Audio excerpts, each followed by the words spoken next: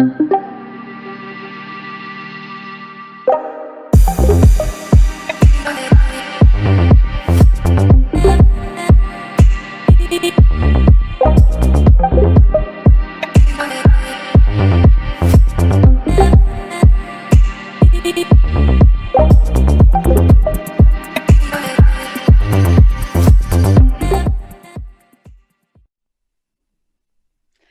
everyone, thank you so much for watching.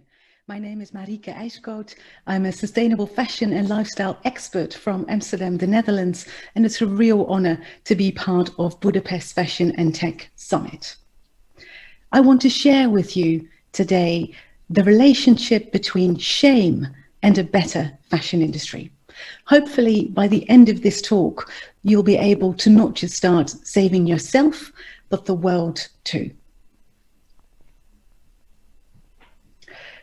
In order to get there, I'm going to start at the beginning. About 20 years ago, I began working for an organization called the Clean Clothes Campaign, an organization to improve working conditions in the global garment industry. I was lucky and privileged enough to travel to many production countries and visit factories in, for instance, Thailand, Bangladesh, Turkey, Eastern Europe, to work with the workers themselves to improve their situation, because they, of course, they know best what needs to happen. During my time at the Clean Clothes Campaign, I noticed that many people, they really want to make more conscious choices, but they just don't always know how. I got so many questions, and I still do. I sometimes refer to myself as a living answering machine about where you can buy fair fashion, how you can recognize it, what you can do yourself, what shops, what strategies, all of those things. Many citizens really want to act, but just sometimes feel rather helpless. That's why about 10 years ago, I started as an independent sustainable fashion professional to give everyone the opportunities to live more sustainably and to empower people to become part themselves of the sustainable fashion and the fair fashion revolution. I started to do many things to try and help this along. I organized a trade show. I did that for 11 seasons. I wrote books. I still do that, give lectures, talks, social media, everything. And of course, more and more information is available nowadays. And there's more and more amazing ethical fashion brands and shops out there. Still, many people actually find it hard to put this to practice. Why is this? Why do so few people actually buy sustainable fashion or buy less clothes or go for secondhand or in general just put their money where their mouth is? Why do we find it so hard to change our behavior? I started to research this, and this is what I found. Well, I'm sure this doesn't really need much explanation.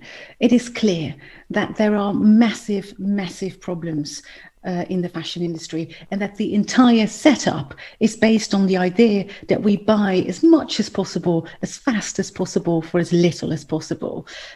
We produce 100 billion new items each year, which is roughly 14 per person, which of course puts an enormous pressure on both the planet and the workers. They hardly earn enough to live from or even survive. And the part that I really like to highlight here is the way the industry makes us buy so much. One of the most important techniques they use for this is the technique of shaming. Now, I've put two examples here on this sheet, on this slide that you see here. They're taken from a random magazine that I just, found last week. They are real live examples of advertisements. So this is how you see them. I haven't glammed them up or anything to make them look more slick. When we look at the one on the left, apparently I can buy confidence. It says confidence is for sale. That's very interesting. Not just that, I can just buy that. It's something that I should have and that these clothes can give me. That's what I'm being told here. There's no reason whatsoever to not be confident anymore. It's just something you can get at the shop, right? Also, if I don't look like these girls, or happy, glowing, polished, fashionable, young, white, thin, living their best life, I'm a bit of a loser because, I can just buy myself these stylish outfits and then, I'll always have the exact right amount of confidence, is what the text in this ad says. Or the one on the right, shop till you drop. That's what we're supposed to do. Well, at least that's honest, right? These messages are just examples of how the standard messaging really in the fashion and lifestyle industry is, and also how ridiculously limited those messages still are. I mean, this ideal, it's so limited. It's young, it's white, it's slim. They are designed, these messages, to make us feel like we need to be like this. Like, this is the ideal, and therefore to make you feel insecure, really, because this whole concept of buying confidence is making me rather unconfident, if that's a word at all, to be honest. It makes me question whether I'm good enough, whether I look cool enough, whether, I'm living my best life. All of these things, I'm thinking that I should probably change something about the way that I am now. And that is, of course, exactly the idea. I've started a movement to stop this, because much of the messaging in advertisements, in magazines, media, by influencers is specifically intended to make us feel bad about ourselves, to then, of course, offer us the solution, their products. This shaming for profit causes two major problems. One, generation after generation, we are developing a very, very negative self-image. We probably all recognize this because this goes beyond gender boundaries, age, color. This is young people, old people, men, women, non-binary, everyone. We are unhappy with ourselves, not because there's actually something wrong with us, but because we're being told again and again and again that there's something that we need to change. TV ads, advertisements, shop windows, posters, it's everywhere. We're not good enough. And this is in itself terrible enough, right? The fact that we are depressed about our own self only to sell more products and create more profit. That's terrible. Why do we still accept this? For me, this is reason enough to rebel against it, that for commercial reasons, all of us, we're all sort of being kept in this very unhappy place. That's terrible. But it gets worse because we're not only talked into having a problem, this system makes it nearly impossible to behave truly sustainably. Because in order to solve this problem, what we need to do is keep buying and buying and buying and buying. Businesses are getting rich thanks to our low self-esteem, our doubts, our insecurities, and the world suffers. I think really deep down, we sort of all recognize this pattern, because there's nothing to really be embarrassed about. We're all human. We all have a shape. We all have a color. We all, we're all different. We're all different. And that's okay. Nothing we buy can increase our self-worth or our self-love or our confidence, for that matter. When we look at this picture here, you see me wearing a crop top. It's this one. I'm going to rewind these. Look, this is the same top as the one that you are seeing in this picture here on the left. And it's clearly not the right outfit because it shows armpit hair. And armpit hair, or body hair, of course, in general, is still a massive taboo, a massive taboo. Even advertisements for hair removal products don't show any hair.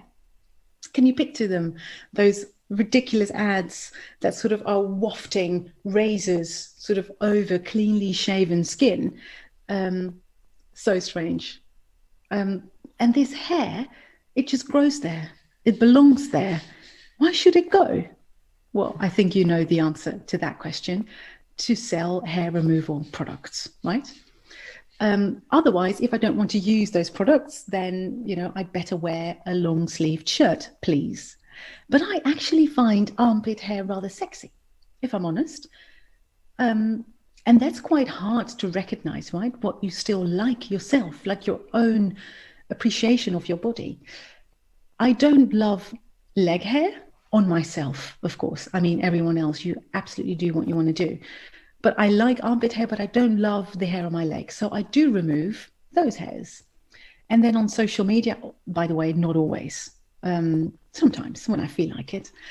And on social media, I get called hypocritical, which I think really is almost the opposite of what I'm trying to say, because I'm not saying that, I think there's a rule of what needs to happen. You either do it or you don't. I think that you need to be able to make your own choices. And that's what I'm trying to do. If we sort of dissect these images on the slide of me a bit more, you can see some gray hairs, or quite a few, actually, now I'm looking at it. Wrinkles, there's some dark spots next to my ears. I've got some discoloration next to my ears. There's also quite a few, there's some bags under my eyes, I now see. There's even a bit of a mustache. All of those things I'm not supposed to have, because only if they make me believe that I'm not okay, that I'm even maybe unclean, or I don't wear the appropriate clothes for my body or for my age, or I'm too sexy, or I'm too modest, or I don't look like the celebrities, or I don't look like everyone else, I don't look gender conforming enough, I'm not on trend enough. All of these things that I'm supposed to internalize, only if I believe that will I buy, of course, their products. And don't get me wrong, I'm never ever saying don't wear makeup. I mean, I do. I'm wearing lipstick at the moment and blue nail polish, which is sort of my standard way of looking. You will probably, most likely see me like this because I like it. I like the way it looks on me. I also don't say never ever, never ever again shave your armpits, or never buy a dress you've seen in a magazine. On the contrary, you do you. That's what I want to tell you, that you should be free to be able to do what you want, as long as you know that it's your choice and not something that you do because a multi-billion-dollar industry tells you to. This commercialization of our body image lies at the heart of our struggle to change our behavior. As long as you don't like yourself or you don't love yourself, it's okay. It's even fantastic. It's the best, because then you'll remain vulnerable for the message that you can fix this by shopping. The pressure on our looks doesn't only affect our happiness and our mental well-being, but also how sustainably we can act. And it's really time to stop this.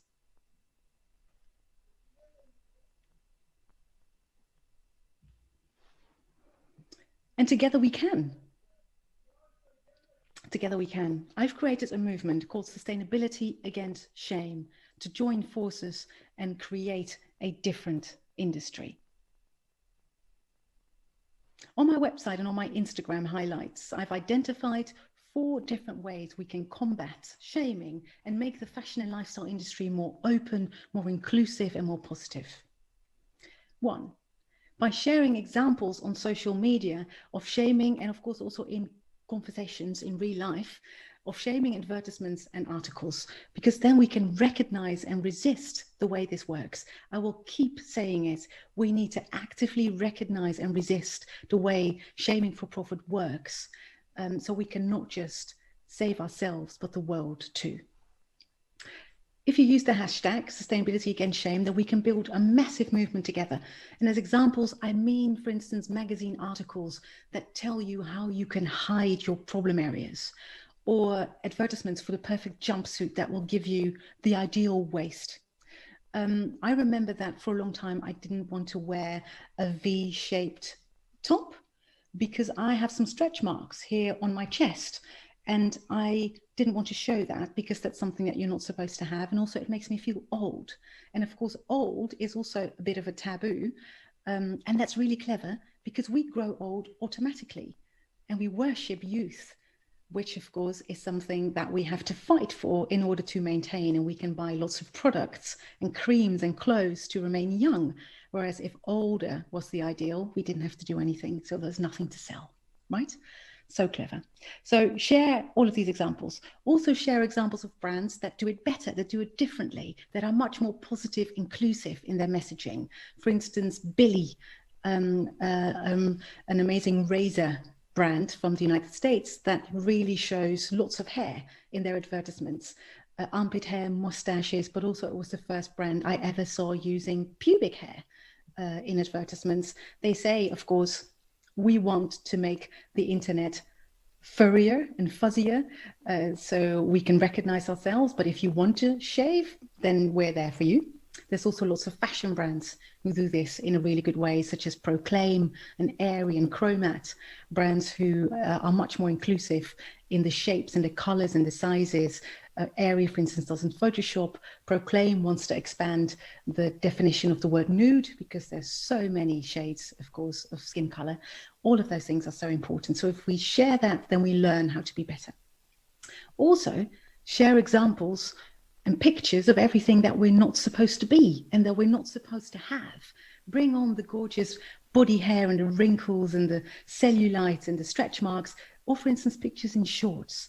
I read on a forum once that I don't have the legs to wear shorts. So I really enjoy sharing pictures of myself in shorts. Tight shirts, all you want to wear, all you want to free. If we can't see it, we can't be it. So we need to normalize our natural and non-photoshopped selves so that we can see ourselves in all our shapes, colors, outfits, gender identities, everything. Fourth, I have created a pledge for brands and for shops and for media to stop doing this and to really start communicate much more positively and inclusively. And I've created a whole list of ways that they can do that, both in text and in imaging. You can send those urging your favorite brands to sign or the media that you feel really needs to change. I've put lots of tools on my Instagram and my website that you can just send easy messages and tag them that you want them to read this. On my website, you can also find a list of brands that have already and companies that have already signed the pledge, such as Lush in the Netherlands and Global Fashion Exchange. Also, I've written a sustainable lifestyle handbook, this one, which is actually a general guide about making more conscious choices. And it's really there to help shape post-pandemic citizenship. We need to, I think, all come together to create a different world and a more conscious and a more slow world. So it's filled with practical and positive tips regarding fair fashion, of course, but also clean beauty, real food, eco-travel, a low-impact home, all these kinds of things. And there's also lots of information in there about shaming and sustainability against shame and actions you can take to try and change this and also recognize it. There's also lots of information about, for instance, current movements, such as, for instance, Black Lives Matter, climate action, equal rights, body equality, all these kinds of things. The revised edition will be out in the first months of 2021, so that might be something to look out for. And next to this, I also do quite a lot of consultancy for ethical brands and stores on how to communicate more credibly, more inclusively, and in a non-shaming way, and also how to create a conscious and also credible company and a business. And of course, I give lectures about many different sustainability topics on how you can live more sustainably in your daily life. But this movement is as much mine as it is yours. You can be part of making the post-pandemic fashion industry happen. And we can all start right now by being very conscious of the way this communicating works and also by spreading the word. It can be such an eye-opening moment to hear someone talk about this or to see it being exposed on social media. Every time we have these conversations, we grow stronger together, because imagine what would happen if we were to all collectively decide to no longer be convinced to dislike ourselves or dislike the way we look. The post-pandemic fashion industry is one that stops bullying us into buying as much as possible. Because if this pandemic has taught us anything, it's that the current way is no longer maintainable or acceptable.